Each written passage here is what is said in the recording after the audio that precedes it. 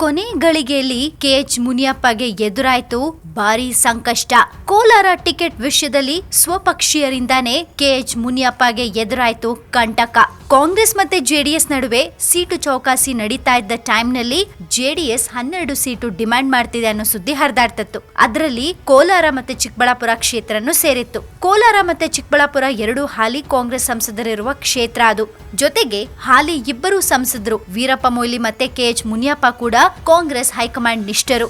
JDS Kolar ಕ್ಷೇತ್ರಕ್ಕೆ ಪ್ರಯತ್ನ ಮಾಡ್ತಿದೆ ಅನ್ನೋದನ್ನ ಅರಿತ ಕೆಎಚ್ ಮುನಿಯಪ್ಪ ದೆಹಲಿಯಲ್ಲೇ ಬೀಡ್ಬಿಟ್ಟಿದ್ರು. ಕೋಲಾರ ಕಾಂಗ್ರೆಸ್ ಘಟಕದಲ್ಲಿ ಮುನಿಯಪ್ಪ ವಿರುದ್ಧ ಅಪಸ್ವರ ಇದೆ ಅನ್ನೋದ್ರ ಬಗ್ಗೆ ಕರ್ನಾಟಕ ಕಾಂಗ್ರೆಸ್ ಉಸ್ತುವಾರಿ ವೇಣುಗೋಪಾಲ್ ಸಭೆಯಲ್ಲಿ ಹೇಳಿದಾಗ ವೇಣು ವಿರುದ್ಧನೇ ಮುನಿಯಪ್ಪ ಆಕ್ರೋಶ ವ್ಯಕ್ತಪಡಿಸಿದ್ದು ಗೌಪ್ಯವಾಗೇನು ಉಳಿದಿಲ್ಲ. ಕೋಲಾರದ ಎಲ್ಲಾ ಶಾಸಕರು ನನ್ನ ಪರವಾಗಿದ್ದಾರೆ ಅಂತ ದೆಹಲಿಯಲ್ಲಿ ಪ್ರತಿಪಾದಿಸಿದ ಮುನಿಯಪ್ಪ ವಿರುದ್ಧ ಕೋಲಾರ ಜಿಲ್ಲೆಯ 3 ಕಾಂಗ್ರೆಸ್ನ ಶಾಸಕರು ನಿಯೋಗದೊಂದಿಗೆ ದೆಹಲಿಗೆ ಹೋಗಿ ದೂರು ಕೊಟ್ಟು ಬಂದಿದ್ದಾರೆ. ಇದರಿಂದಾಗಿ ಸದ್ಯದ ಮಟ್ಟಿಗೆ ದೇವ್ರ ವರ ಕೊಟ್ರು ಪೂಜಾರಿ ವರ ಕೊಡ್ಲಿಲ್ಲ ಅನ್ನೋ ಪರಿಸ್ಥಿತಿ ಮುನಿಯಪ್ಪನವರಿಗೆ ಎದುರಾಗಿದೆ. ಚಿಕ್ಕಬಳ್ಳಾಪುರದಲ್ಲಿ ಕಾಂಗ್ರೆಸ್ ಘಟಕದಲ್ಲಿ ಮೊಯ್ಲಿ ವಿರುದ್ಧ ಹೆಚ್ಚಿನ ಅಪಸ್ವರ ಇಲ್ಲದೆ ಇದ್ರು ಕೋಲಾರ ಕಾಂಗ್ರೆಸ್ನಲ್ಲಿ 2 ಬಣ ಇರೋದು ಇವತ್ತು ನೆನೆಯದಲ್ಲ. ಅಲ್ಲಿ ಕೆಎಚ್ ಮುನಿಯಪ್ಪ ಬಣ ಮತ್ತೆ ಸ್ಪೀಕರ್ ರಮೇಶ್ ಕುಮಾರ್ ಬಣದ ರಾಜಕೀಯಗಳೇ ಪ್ರತ್ಯೇಕ ಆದ್ರೂ ಲೋಕಸಭಾ ಚುನಾವಣೆಯ ವೇಳೆ ಪಕ್ಷದ ಪರವಾಗಿ ಒಗ್ಗೂಡೋದು ಅವರ ವಿಶೇಷತೆ ಅನ್ನೋದು ಮುನಿಯಪ್ಪ ಸತತವಾಗಿ ಗೆದ್ದು ಬರ್ತಾ ಇರೋದೇ ಸಾಕ್ಷಿ.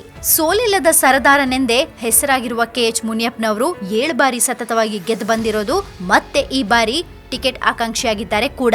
ಚುನಾವಣೆಯ ವೇಳೆ ಅಪ್ರತಿಮ ರಾಜಕೀಯ ನಡೆಯನ್ನ ಇಡುವ ಮುನಿಯಪ್ಪ ವಿರೋಧಿಗಳನ್ನ ಹಣೆಯುವಲ್ಲಿ ನಿಸ್ಸೀಮರು. ಆದ್ರೆ ಈ ಬಾರಿ ಕೊಂಚ ವ್ಯತಿರಿಕ್ತ ಸನ್ನಿವೇಶ ಮುನಿಯಪ್ಪನವರಿಗೆ ಎದುರಾದಂತೆ ಕಾಣ್ತಿದೆ ಅನ್ನೋದು ಕೋಲಾರದ ಗ್ರೌಂಡ್ ರಿಪೋರ್ಟ್. ಕೋಲಾರ ಜಿಲ್ಲೆ ಮುಳಬಾಗಿಲಿನ ಪ್ರಮುಖ ರಾಜಕೀಯ ಮುಖಂಡ ಕೊತ್ನೂರು ಮಂಜುನಾಥ್ ಕೆಲವು ದಿನಗಳ ಹಿಂದೆ ಬಹಿರಂಗವಾಗಿ ಮುನಿಯಪ್ಪ ವಿರುದ್ಧ ಕಿಡಿಕಾರಿದ್ರು. ಅವರ ವಿರುದ್ಧದ ವಿಡಿಯೋವನ್ನ ರಿಲೀಸ್ ಮಾಡ್ತೀನಿ ಅಂತ ಕೊತ್ತೂರು ಈಗಾಗಲೇ ಗುಡುಗಿದ್ದಾರೆ. ಕಳೆದ ಅಸೆಂಬ್ಲಿ ಚುನಾವಣೆಯ ಟೈಮ್ನಲ್ಲಿ ಕೊತ್ನೂರು ಸಲ್ಲಿಸಿದ್ದ ಜಾತಿ ಪ್ರಮಾಣ ಪತ್ರವನ್ನ ಕೋರ್ಟ್ ಅಸಿಂಧುಗೊಳಿಸಿತ್ತು. ಹಾಗಾಗಿ ಕಣದಿಂದ ಅವರು ಹಿಂದಕ್ಕೆ ಸರಿಬೇಕಾಯ್ತು. ಇದ್ರ ಹಿಂದೆ ಮುನಿಯಪ್ಪನವರ ಕೈವಾಡ ಇರುವ ವಿಡಿಯೋವನ್ನ ನಾನು ಚುನಾವಣೆ ಟೈಮ್ನಲ್ಲಿ ರಿಲೀಸ್ ಮಾಡ್ತೀನಿ ಅಂತ ಕೊತ್ತೂರು ಮಂಜುನಾಥ್ ಎಚ್ಚರಿಕೆಯನ್ನ ಕೊಟ್ಟಿದ್ದಾರೆ. ಡಿಕೆಶಿ ಆಪ್ತ ವಲಯದಲ್ಲಿರುವ ಕೊತ್ತೂರು ಅವರು ಟ್ರಬಲ್ ಶೂಟರ್ ಕಂಟ್ರೋಲ್ ಮಾಡಿದ್ರು ಆಶ್ಚರ್ಯ ಇಲ್ಲ.